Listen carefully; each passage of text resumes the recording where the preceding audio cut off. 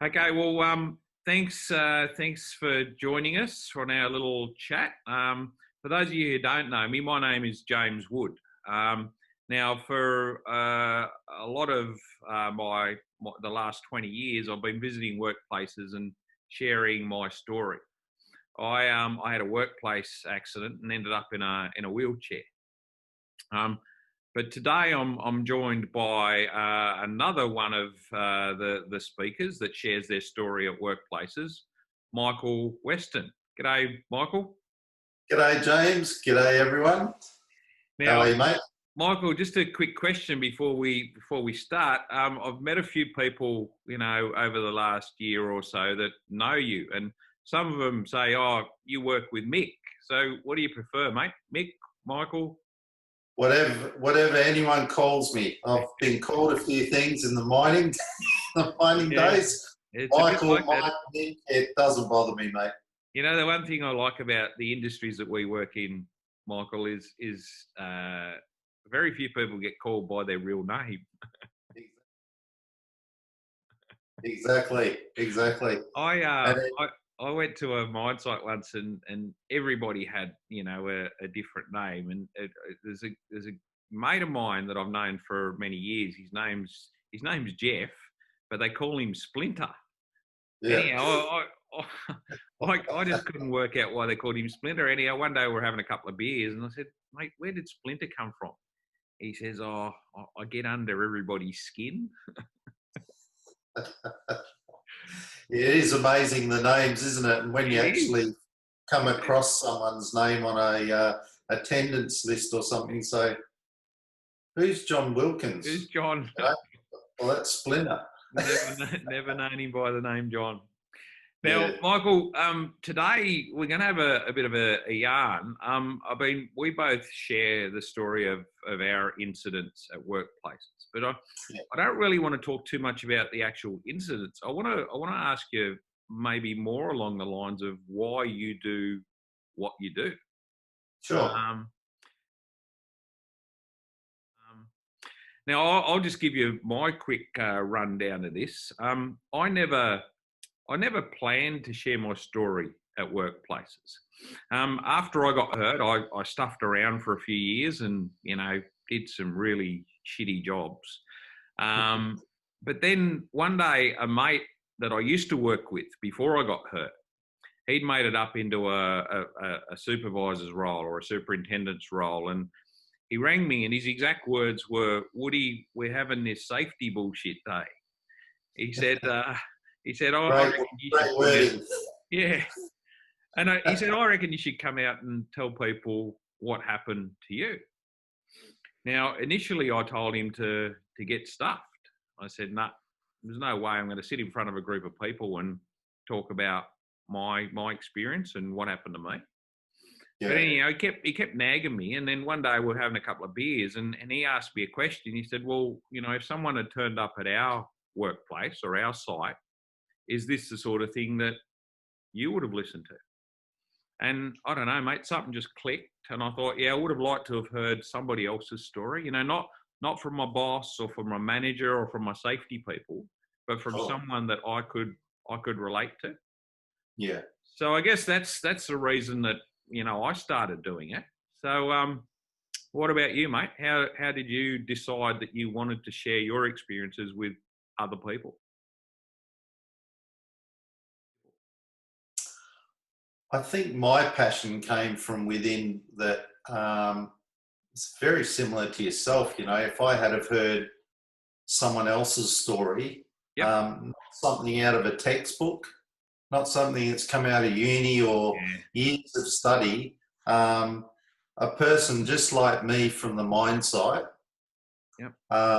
that's happened to them, and I suppose there's that resonation between, things that resonate and come home to you, and I always thought that what's the point of me having all these, I suppose, learnings and experiences in life now, and sitting at home and just bottling them up and not sharing them with anyone. So for me, it was all about trying to get out there and hopefully prevent it from happening to anyone else, Yeah. you know. Yep. And So that was my key driver. Yeah, you make a good point there, mate. I mean, we both know what we've been through, and Yeah. if by sharing our experiences and our stories with other people, if we can stop it from happening to even one person, mate, Yeah. that's made it worthwhile for me. Agree. But the word that you used there that I sort of picked up on was, resonate. I use the word also relate. I can Yes. relate to you. You can relate to me because we've both worked in mining. So Yep. hopefully by sharing our stories, we can relate to some of the people that we talk to. And Yes. it's not. I don't know about you, mate, but how many inductions have you done in your working career?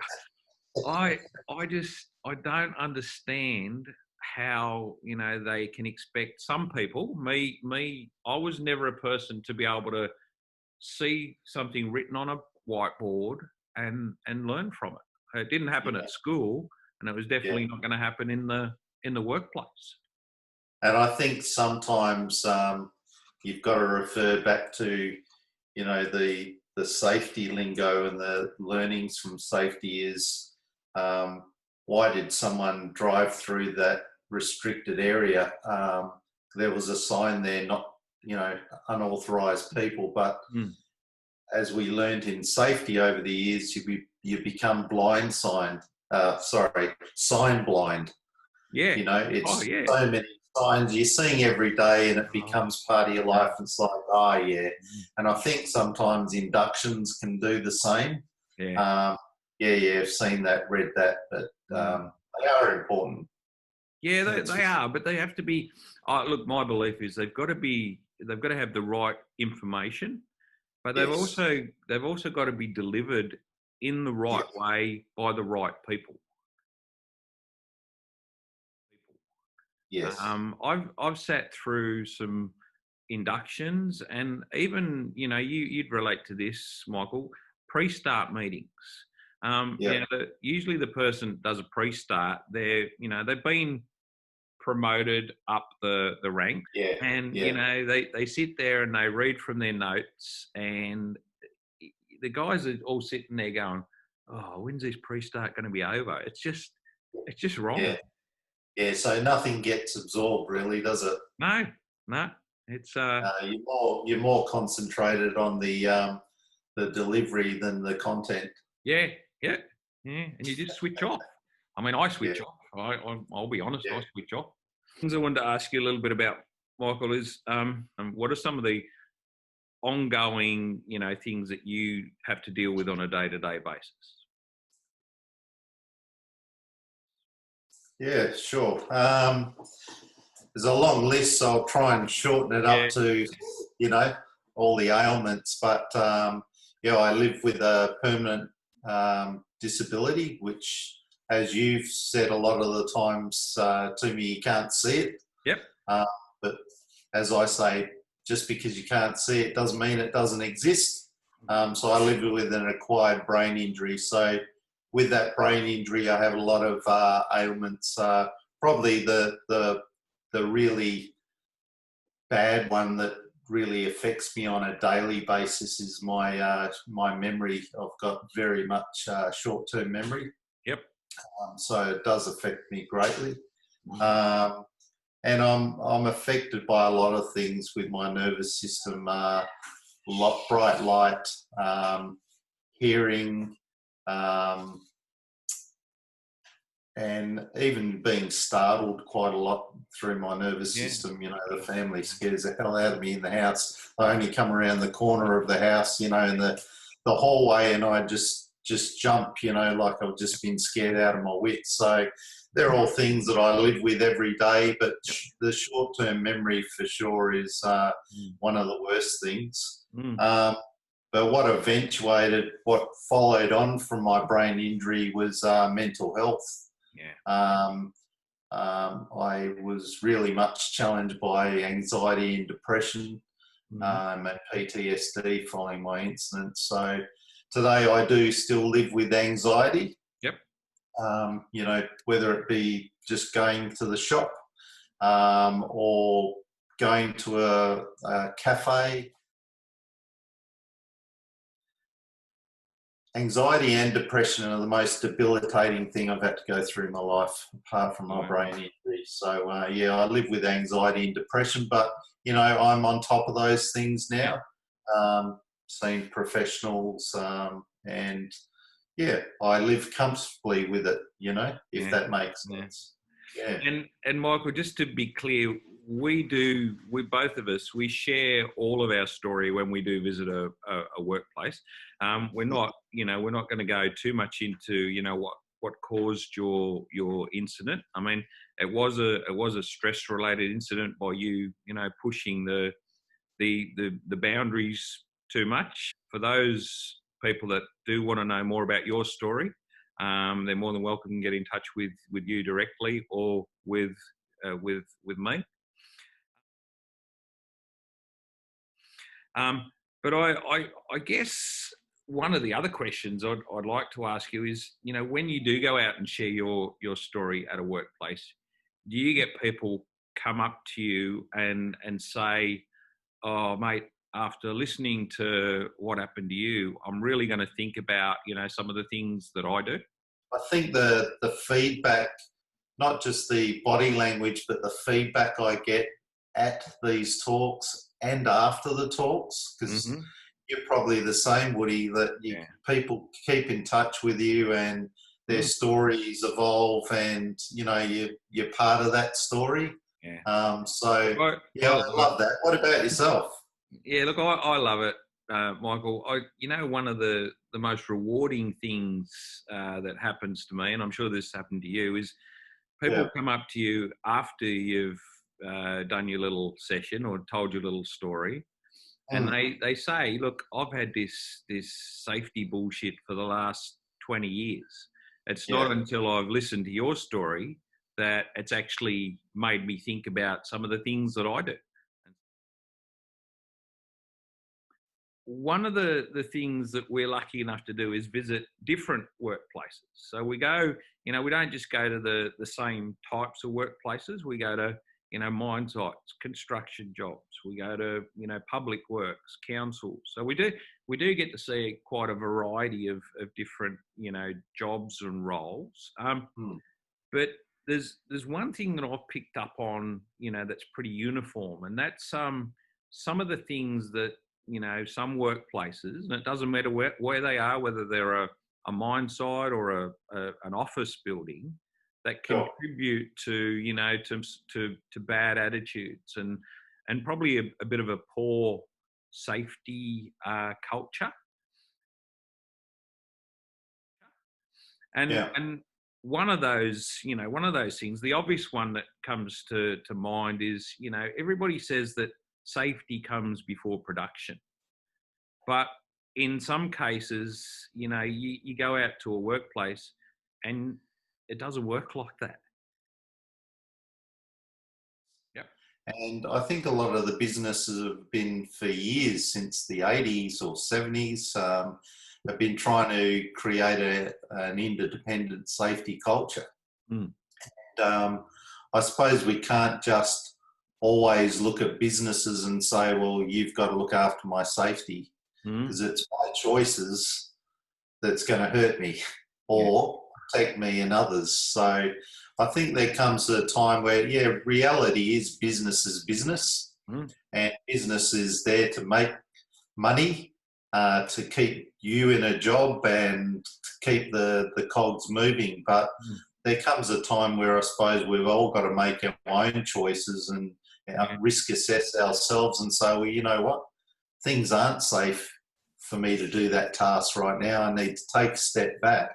And I think a lot of people in these days, businesses will support that, but I think unfortunately a lot of people hide under the blanket of the business, my boss, when it's our choices, One of the arguments that I get, and I would have to admit that I was probably a little bit guilty of this before I got hurt, Michael, is thinking that it was somebody else's job to keep me and my workmates safe. You know, like it was either the manager's job or the safety team's job to keep us safe.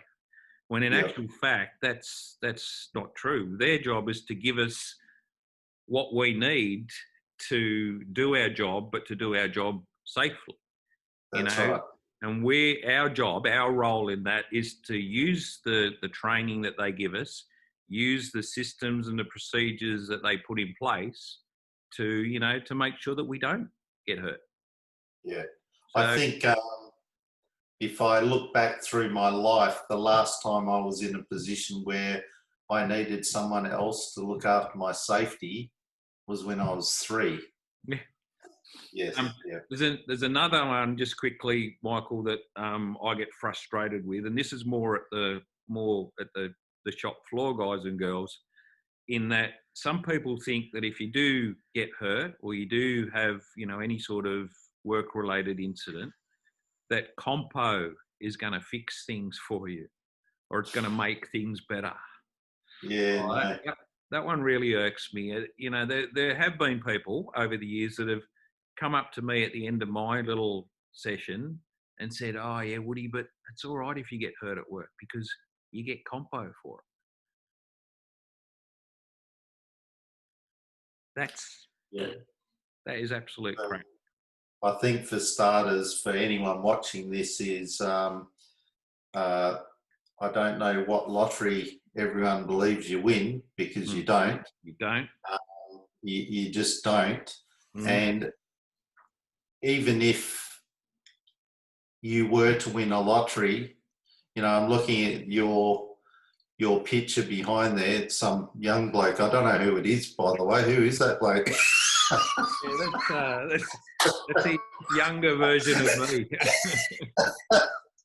But if anyone was to say to you, like, let's say even if you got $20 million, you're in a wheelchair for the rest of your life.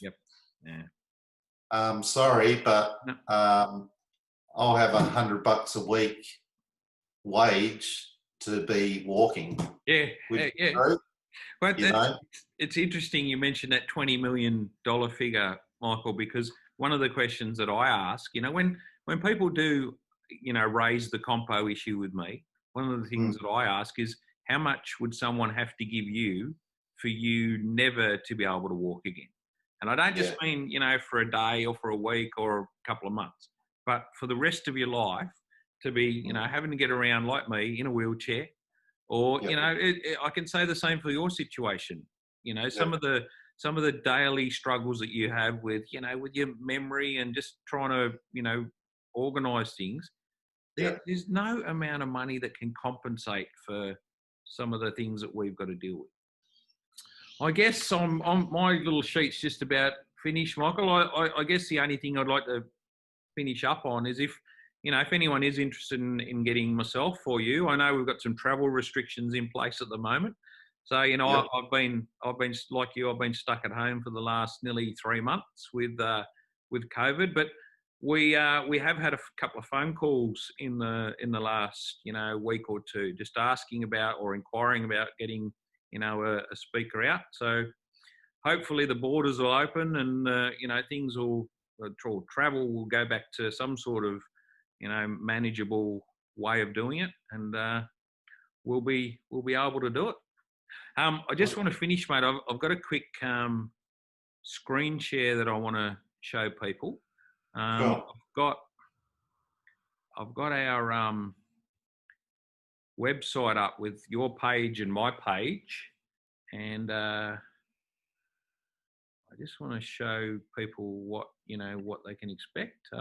This is my page on my website. You've obviously got your own website, but you make that phrase there that you use, just because you can't see it doesn't mean it doesn't exist. That sort of pretty much sums up your situation perfectly, mate. And it does, mate. It does. And I'll just flick to this one, and that's a pretty bad photo of me, but yeah, that's they're just our pages on the website. If anyone wants to have a look or get a little bit more information, they can get in touch with with me or with you, and we'll go from there. Fantastic. All right, mate. Thank you for your time. Thanks, everyone. Thanks, everyone. My contact details will be at the bottom of this little message. So get in touch and stay safe. Stay safe. Stay well, everyone. Bye.